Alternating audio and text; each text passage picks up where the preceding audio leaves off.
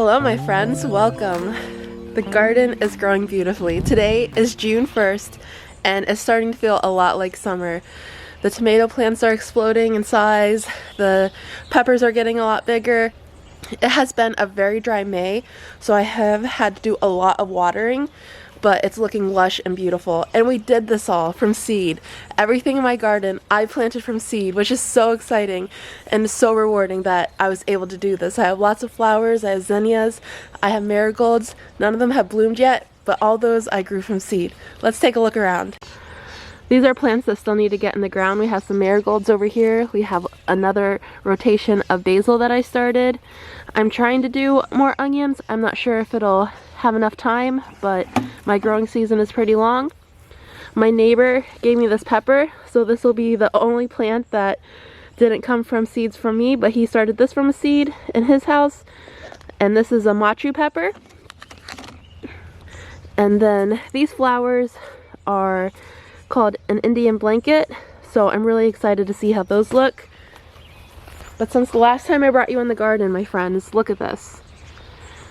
These are cucumber plants.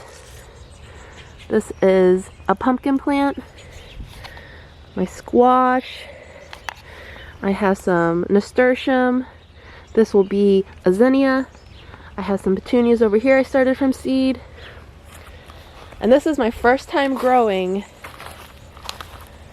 sweet potatoes, and I'm really excited. I'm hoping this will produce some sweet potatoes for us. I started those from a slip, meaning I had a sweet potato that I had inside. I made it sprout. I didn't make it, nature made it.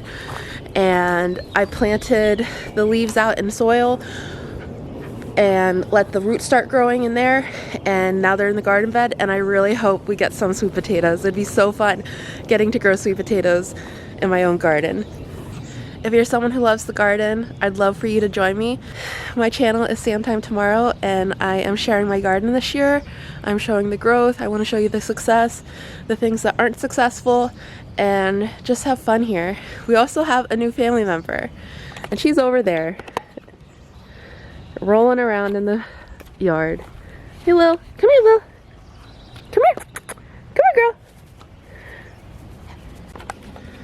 We met her at a function at the hospital. They were doing puppy day and she was up for adoption, and something about her was just so sweet and really resonated with me. So about 1.5 years ago we had to put down our German Shepherd because she was sick, she wasn't eating well, and she was losing weight, and we just didn't want her to suffer.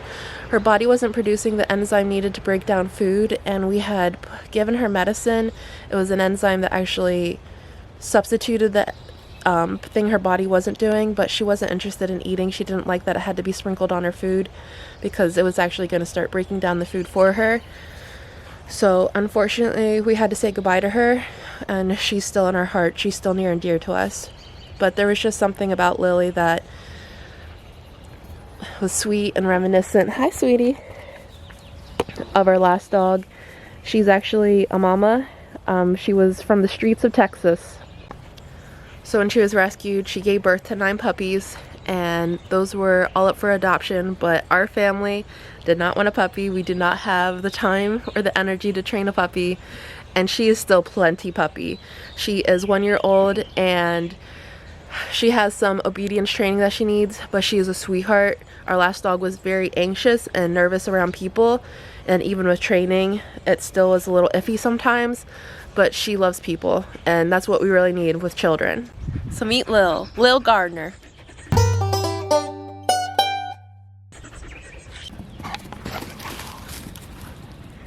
And she is off like a rocket. She is super fast. Hi! Hi, sweetie. Okay, get you. Alright, let's get back to the garden. So, the tomatoes are just getting nice and big. They're looking beautiful. No sign of disease, which is what I want. We have some basil. And I had some peppers that I just needed to find a home for, so, oh my gosh. What do you have?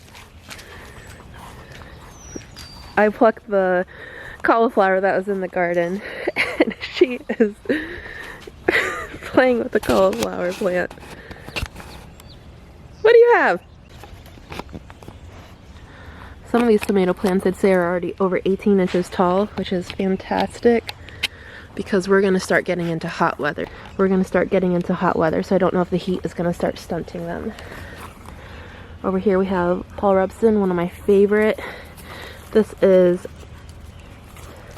Pink Fang. I put two of those right beside each other. These other tomato plants down here are Alpaca. They're aroma tomato. And this is where I put the ground cherries. I have 3 in a row. Lily, off. Off. I'm really glad I have raised garden beds with the pup because she, for the most part, stays out of them. I had put some bone meal over here on the onions because it's good for bulbing. And I did that right before we got her, and she was literally in this bed just sniffing it up. Because she's a dog, she has canine instincts. The tomatillos are looking fantastic.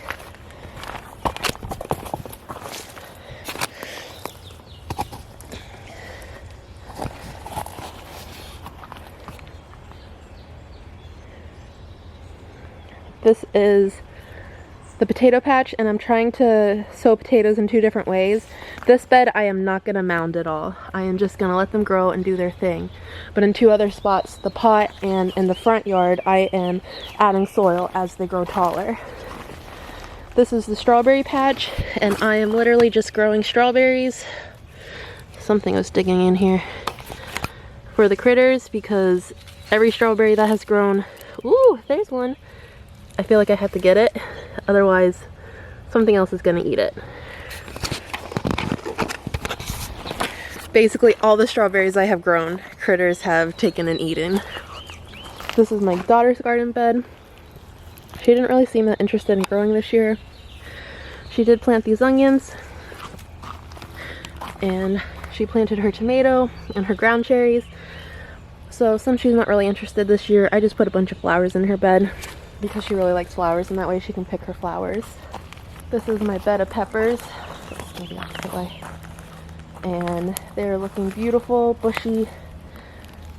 I topped most of them because that's supposed to get you a higher yield of peppers. And I have some basil in between some of the peppers. And I have to go around plucking little maple tree seedlings because we have a maple tree right over there over the fence, and all those little whirligigs come floating down. Not too much growth in this bed, but I put some melons in here so I don't want to overcrowd it because they'll start to get really big. And can we talk about this raspberry bush? The other night there were at least 10 bees on it. It was amazing, but I'm hoping we have a wonderful yield of raspberries. They're one of my favorites. Maybe I can make some raspberry jelly this year.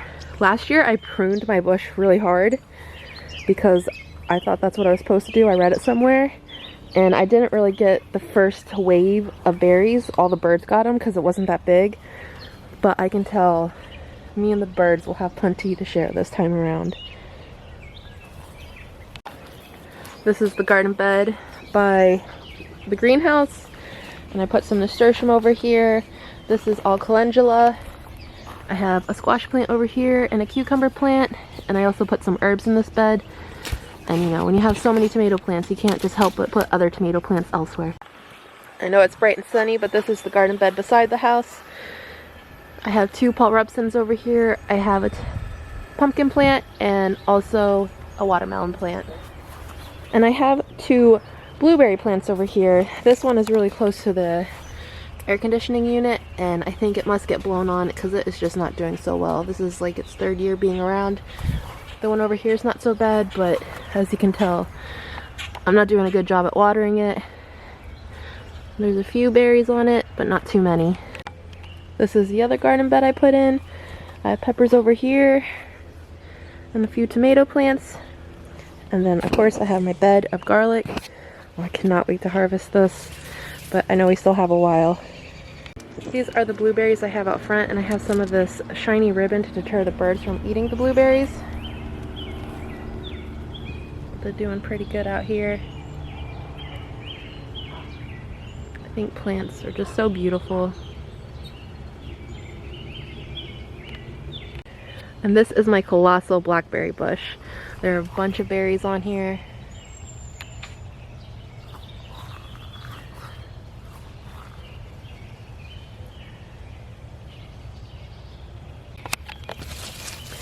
But as you can see, it does not eye getting to eat my strawberries. I could net them, I could do something else to deter the critters that are eating them, but I plan on going and picking strawberries soon. If you enjoyed this video and want to see more from me in the future, or maybe you just want to see the doggo, I understand. I love dogs too. Go ahead and subscribe.